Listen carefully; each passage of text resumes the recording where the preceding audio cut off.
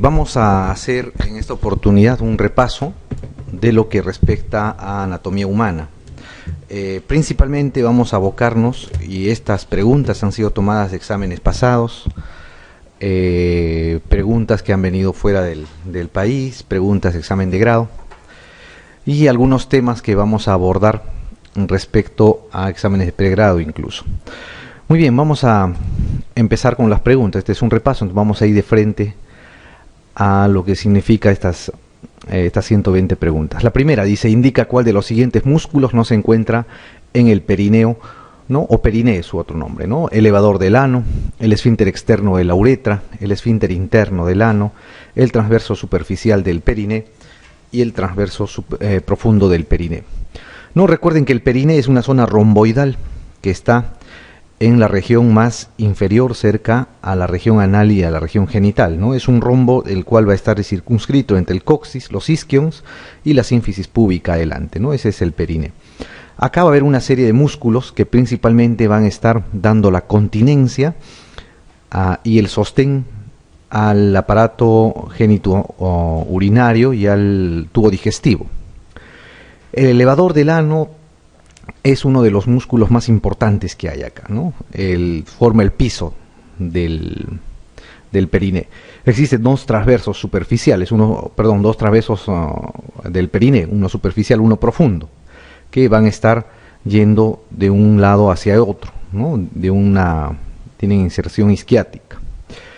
Y nos van a quedar dos: el esfínter externo de la uretra y el esfínter interno del ano, ¿no?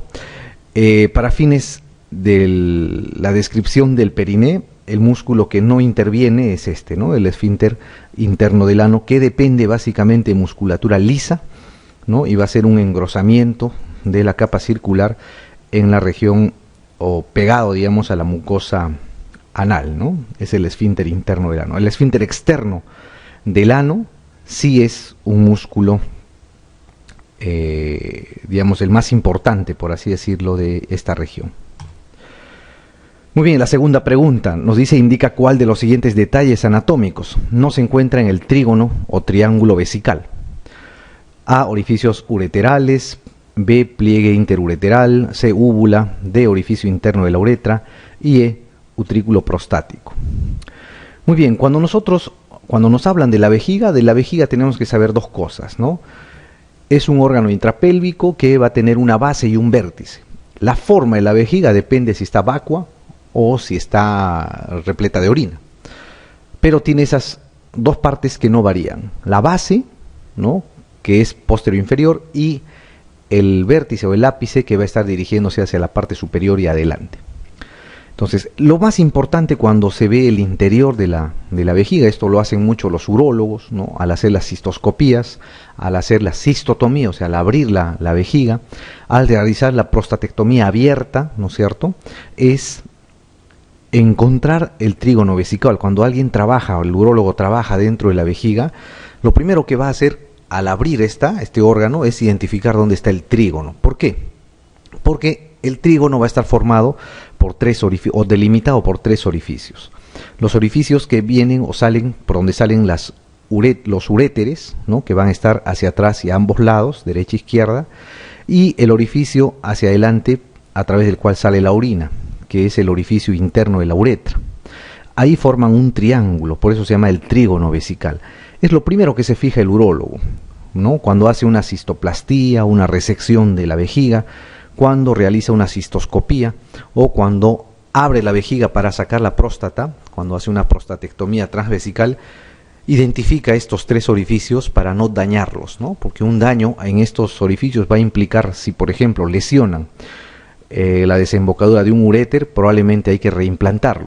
Implica tener más complicaciones. Si no se percata de eso, puede haber problemas renales, incluso una insuficiencia renal posrenal. Muy bien, entonces nos preguntan cuál de los siguientes detalles no se encuentra en el trígono vesical. Los orificios ureterales están hacia atrás, como habíamos dicho. El pliegue interureteral o rodete interureteral es un engrosamiento de la mucosa que va a unir ambos orificios ureterales. Vamos a tener también por detrás del orificio interno de la uretra, ¿no? El orificio de salida, digamos, de la orina de la vejiga, una sobreelevación a la cual le van a llamar la úvula, ¿no? La úvula vesical. Y el orificio interno de la vejiga, pues, ¿no? De la uretra. Estos tres elementos, junto con los uretres, van a formar el trígono. El utrículo prostático es una elevación que está dentro de la uretra prostática, ¿no? El veromontanum también le llaman.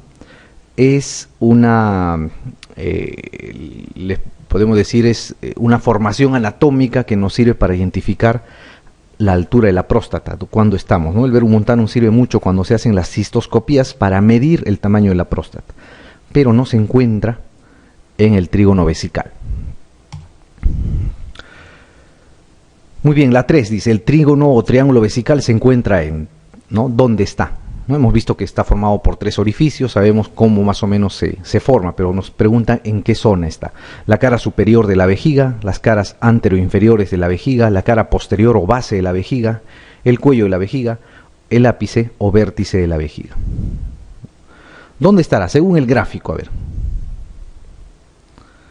¿Dónde se encontrará? Miren, en amarillo acá vienen los uréteres en la parte posterior y el orificio interno de la uretra es este que está acá en la parte más inferior del órgano. ¿En dónde se encontrará? Esta es la parte superior, ¿ok? O techo, ¿no es cierto? Que da hacia la cavidad pélvica. Esta es la cara anterior e inferior que da hacia el pubis. Y esta será la cara, si este es anterior, esta es la cara posterior, pues, ¿no es cierto? O base le llaman, o base de la vejiga. Ahí se encuentra el trígono vesical. De la vejiga es lo más importante, el trígono vesical, ¿ok? Es una formación anatómica que sirve para procedimientos clínicos, para procedimientos quirúrgicos inclusive. Muy bien, la pregunta 4 dice, un hombre de 75 años acude al hospital Musa por dolor de espalda, debilidad y dificultad respiratoria o disnea. Las pruebas diagnósticas demuestran una dilatación en forma de aneurisma de la aorta abdominal en el hiato aórtico del diafragma. ¿Cuál de las siguientes debe ser? Pares de estructura se encuentra afectado por la compresión ejercida por el aneurisma. Nervio vago y vena ácigos, esófago y nervio vago, conducto torácico y nervio vago, vena ácigos y conducto torácico, o vena cava inferior y nervio frénico. ¿Cuál será el que va a estar comprometido, ¿no? Por vecindad tenemos que saber. Para esta pregunta debemos ver que el músculo diafragma está atravesado por varios orificios. Los principales orificios van a ser el orificio de la vena cava, ¿no? De la vena cava inferior, que es el que es más anterior de todos. Luego tenemos el orificio por donde atraviesa el esófago, junto con los nervios neumogástricos, y más atrás el orificio por donde va a atravesar la arteria aorta, ¿no? Donde que va a ser o va a cambiar de nombre de aorta torácica a aorta abdominal, cuando atraviesa el hiato aórtico. Junto con el hiato aórtico vamos a encontrar esta estructura que está en verde. Esa estructura se llama el conducto torácico. El conducto torácico es el vaso linfático más grande, más importante de todo el organismo. ¿Okay? Es el vaso linfático que va a drenar la mayor cantidad de linfa de todo el cuerpo. ¿Okay? Se llama conducto torácico a pesar que nace en el abdomen, pero tiene un recorrido muy largo dentro del tórax, por eso se llama así, como conducto torácico. Muy bien, si el aneurisma está en esta zona, ¿qué cosa comprometerá de primera intención? Pues, ¿no? El conducto torácico, que es adyacente y está vecino a él, ¿no es cierto? Entonces, la C o la D sería la respuesta acá. El nervio vago ciertamente está muy lejos. En cambio, cuando hay una dilatación por compresión, los pilares, que son estos del diafragma, van a retraerse hacia los lados por la masa que va a ocupar acá la aorta abdominal. Entonces podría comprimir también la vena ácigos. En cambio, con el hiato esofágico no existe eso, está muy lejos.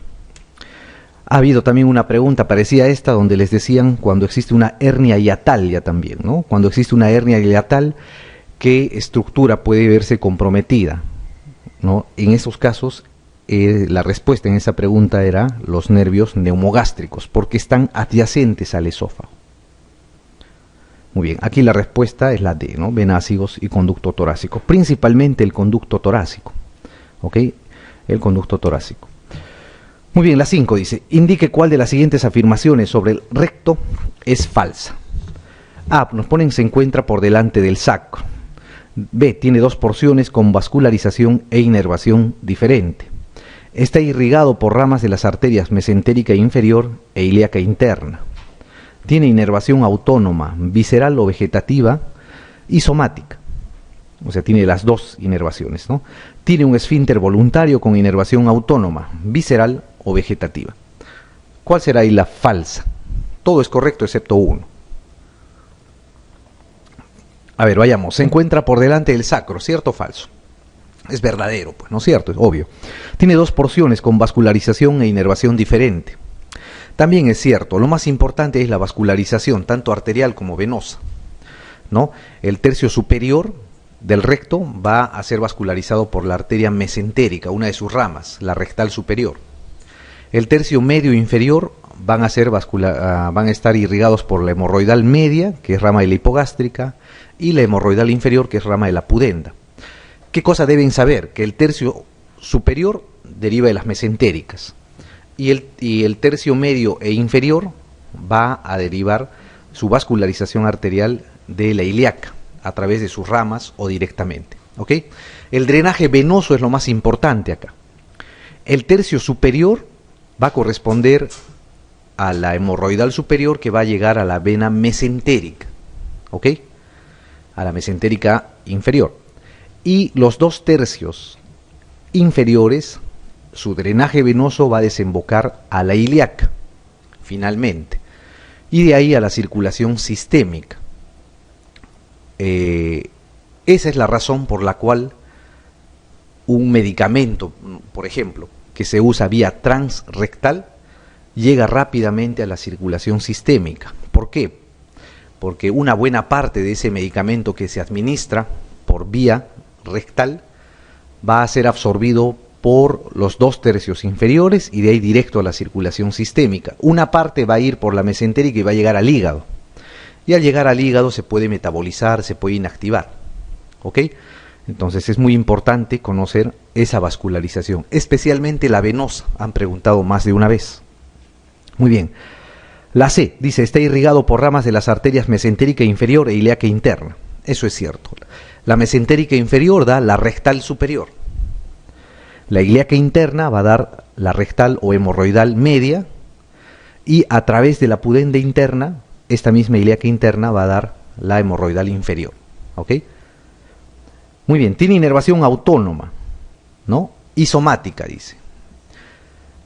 Tiene los dos tipos de inervación. Y la E dice, tiene un esfínter voluntario con inervación autónoma, visceral o vegetativa. ¿Cuál es lo falso? ¿No? Lo más falso acá, que no tiene sentido, ¿por qué? Porque la misma pregunta se contradice, es de tener un esfínter voluntario, ¿no es cierto? Voluntario. Con inervación autónoma, visceral o vegetativa. Si tiene un esfínter voluntario, no puede tener inervación autónoma. Si les dijeran, tiene un esfínter voluntario y un esfínter con inervación autónoma, sería distinto, ¿no es cierto? Pero acá les dicen que este esfínter voluntario tiene inervación autónoma. Pues no es un despropósito, se están contradiciendo ambas.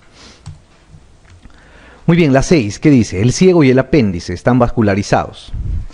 A, por la hemorroidal media. B, por la mesentérica inferior. C, por el tronco celíaco. D, por la gastroduodenal. Y la E, la mesentérica inferior. El ciego y el apéndice, dice. Ambos van a compartir una vascularización común, o sea, hay una arteria en común que los va a vascularizar, ¿no?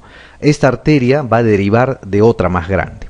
La hemorroidal media no es, pues, ¿no es cierto? El tronco celíaco tampoco. Recuerden, el tronco celíaco principalmente vasculariza al estómago, el vaso, el hígado y el páncreas, ¿no? Esas estructuras: estómago, hígado, vaso y páncreas. ¿Ok? Bien, la gastroduodenal. La gastroduodenal es una rama de la mesentérica superior. Como su nombre indica, va a dar vasos para el estómago y el duodeno. No tiene nada que ver aquel ciego. Entonces, hay dos ramas gruesas ahí que les ponen mesentérica superior o mesentérica inferior. ¿Cuál será? Por la superior, pues, ¿no es cierto? Muy bien, mesentérica superior, ¿no? Está vascularizado por la mesentérica superior, por esta rama que está acá en número 1, ¿no es cierto? Este es un tronco, se llama el tronco íleo porque da una ileal, seco porque da las dos secales, apendículo porque da la apendicular y cólica porque da la cólica inferior derecha. Seco, apendículo, cólico se llama ese tronco que irriga el ciego y el apéndice. Es rama de la mesentérica superior.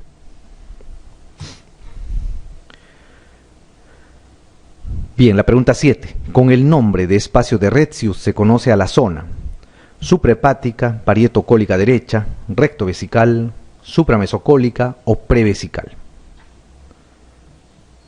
El espacio de Retzius. ¿Dónde está el espacio de Retzius? El espacio de Retzius es importante, han preguntado, porque sirve para algunas cosas, ¿no es cierto? Uno, sirve cuando el urólogo, otra vez el urólogo, ingresa a hacer la prostatectomía abierta, transvesical. No lo hace a través del peritoneo, sino a través de este espacio. Cuando van a trabajar sobre hernias preperitoneales, ¿no? Cuando van a trabajar y van a poner una malla por la paroscopía, por ejemplo, utilizan en parte este espacio. Es un espacio en el cual va a estar fuera de la cavidad peritoneal, como ven acá en la figura, en azul, está el peritoneo. Toda esta zona sería la cavidad peritoneal. Está por fuera de la cavidad peritoneal. El espacio de Retzius es el espacio extraperitoneal pélvico. Está entre la sínfisis púbica y la vejiga. Por eso es que su nombre también se le llama como el nombre de espacio prevesical. ¿Por qué? Porque está delante de la vejiga y detrás del pubis, ¿no? Acá en amarillo se encuentra ese espacio, ¿no? Es un espacio virtual que cuando trabajan, ¿no? Por ejemplo, para llegar a vejiga sin necesidad de abrir el peritoneo, entran por esta zona, ¿no? Hacen una incisión en la parte inferior y van a ingresar a través de esta zona hasta la vejiga. La próstata, por ejemplo, en casos cuando se hace prostatectomía abierta a través de un corte, se accede mediante esta vía, ¿ok? Es muy importante saber el espacio prevesical o de Retzius se llama. Muy bien, la pregunta 8 dice, el bronquio principal izquierdo en relación al bronquio derecho es más vertical, corto y grueso, más horizontal, largo y grueso, más horizontal, corto y delgado, más vertical, largo y delgado, o más horizontal, largo y delgado. ¿No? Les dicen, en síntesis, ¿cómo es el bronquio principal izquierdo? ¿Ok? ¿Cómo será? Esta es la tráquea, la carina de la tráquea se divide en los dos bronquios fuentes, ¿no es cierto? Derecho e izquierdo.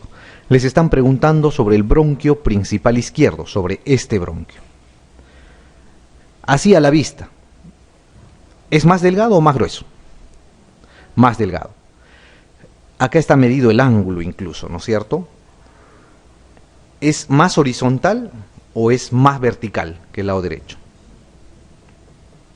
Es más horizontal, pues, ¿no es cierto? Entonces, el bronquio principal izquierdo en relación al bronquio derecho es más delgado, es más horizontal y por ende, por el gráfico que se ve también acá, es un poco más largo, ¿ok? Entonces es más horizontal, largo y delgado. Esta relación, ojo, es importante. ¿Por qué? Ya vino una pregunta anteriormente en la cual decían, ¿por qué? ¿Cuál es la razón por la que las neumonías aspirativas, ¿no? Cuando hay broncoaspiración, estas son más frecuentes en el lóbulo inferior derecho? ¿Por qué? Porque según la disposición traqueobronquial, el bronquio derecho más o menos sigue el eje de la tráquea con una leve desviación a la derecha y es más fácil que el contenido que ha aspirado o que se ha aspirado el paciente pase hacia ese bronquio y a la base del pulmón derecho que al lado izquierdo por la disposición misma de la formación misma que tienen estos bronquios, ¿ok? Entonces es muy importante saber esa relación, más delgado, más largo, más horizontal. Muy bien, la 9 dice, ¿cuál de los siguientes detalles anatómicos no se encuentra en el colon? Las austras, las tenias, los apéndices epiploicos, los pliegues semilunares o los pliegues circulares o válvulas conniventes. ¿Cuál no está?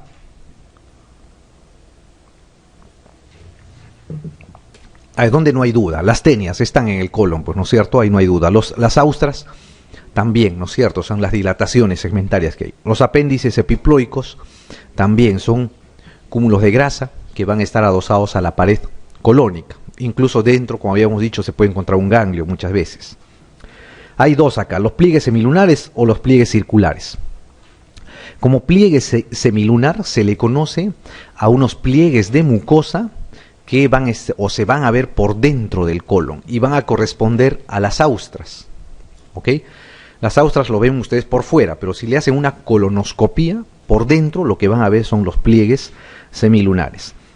Pliegues circulares no tiene el colon, pues, ¿no? Los pliegues circulares son unos pliegues de mucosa que van a estar en el intestino delgado, se les llama también válvulas conniventes, mal llamadas válvulas conniventes, no tienen ningún efecto de válvula, pero estos pliegues van a aumentar la superficie de absorción del intestino, esa es su función, y van a estar en el intestino delgado, ¿ok? En el colon no existe, en el colon la superficie es más lisa, ¿no? Acá, por ejemplo, se ve, ¿no? Estas válvulas conniventes, ¿no? Estos son los pliegues o válvulas conniventes, están alrededor de todo el intestino delgado. Bien, la pregunta 10 nos dice, indique cuál de las siguientes afirmaciones sobre el yeyuno ilion es falsa. Se extiende desde el duodeno hasta la válvula ileocecal.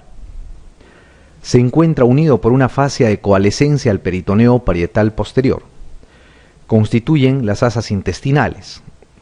Están irrigados por la arteria mesentérica superior y son drenados por la vena porta. ¿Cuál será la alternativa falsa acá? ¿No? Las siguientes afirmaciones sobre el yeyuno e ilion, dice.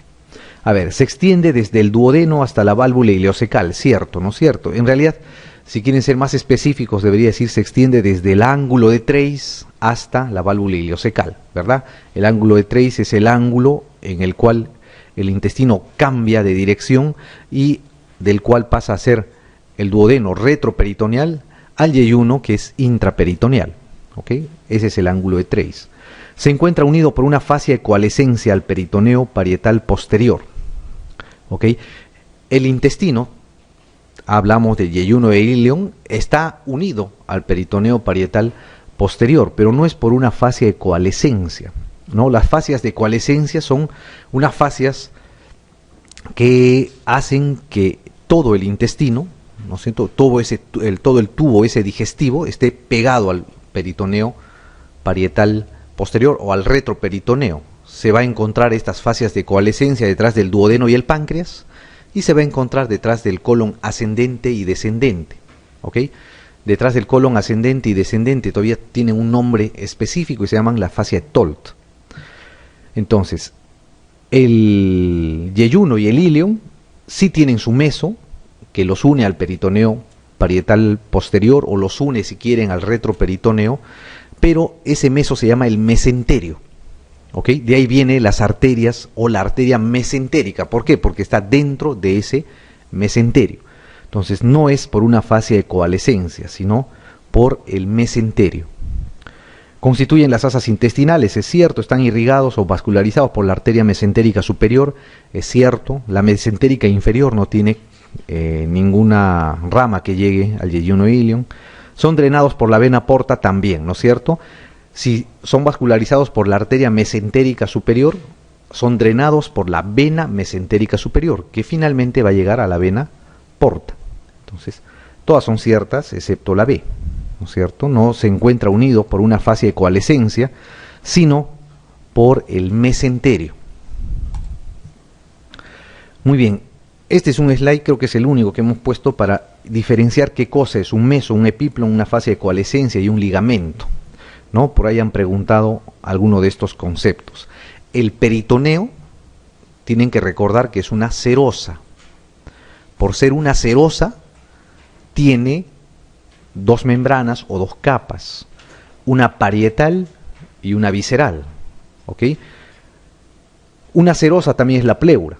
por eso tiene pleura visceral y parietal. Una serosa también es el pericardio, por eso hay o existe un pericardio parietal y un pericardio visceral. Entonces, el peritoneo también es una serosa. Por tal, tiene dos capas, ¿no? O dos membranas, que son el peritoneo parietal y el peritoneo visceral. El parietal va a estar tapizando las paredes del abdomen y la pelvis, y el visceral va a estar cubriendo los órganos que se van a encontrar dentro de la cavidad. Este peritoneo, a través de esas dos hojas, parietal y visceral, tiene algunas formaciones. ¿Ok? Esas formaciones toman el nombre de meso, epiplon, fascia de coalescencia o ligamentos, de acuerdo a su estructura y de acuerdo a qué cosa llevan. El meso, por ejemplo, son repliegues del peritoneo, pero tienen la característica de unir la pared abdominal a una víscera, y dentro van a llevar vasos importantes. El meso más importante en la cavidad abdominal es el mesenterio, ¿no? Que ya hemos hablado, ¿no es cierto? El mesenterio une el intestino delgado a la pared abdominal posterior. El otro meso importante y grande es el mesocolon transverso, ¿ok? Hay un meso que va a unir el colon transverso a la pared abdominal posterior. Muy bien, ese es meso. Tiene dos hojas y dentro van a encontrar vasos importantes y va a unir la pared a un órgano. El epiplon va a diferenciarse del meso, que ya no une la pared a un órgano, sino une usualmente dos órganos entre sí, y puede contener vasos importantes también, ¿no? Por ejemplo, el epiplon gastrohepático, ¿no? El epiplon gastrohepático va a tener los vasos de la curvatura menor, va a tener la vena porta, la arteria hepática en su interior. Las fascias de coalescencia, en cambio, son fascias que van a permitir la adherencia de algunas partes del tubo digestivo a la pared posterior. Están detrás, por ejemplo, del duodeno del páncreas, detrás del colon ascendente y descendente. Ahí se les conoce como la fascia de Toll, pues, ¿no?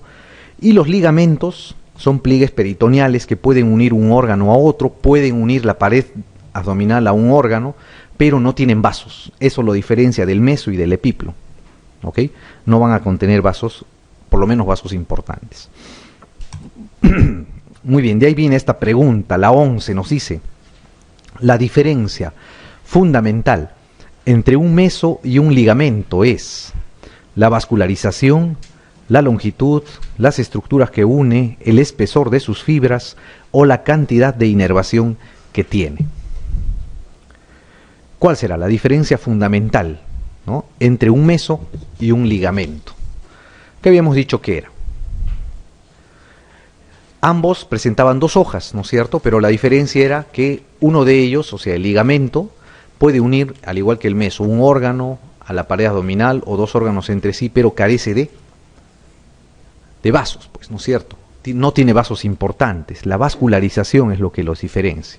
Si no tiene vasos importantes, es un ligamento. Si contiene vasos importantes, tiene el nombre de meso.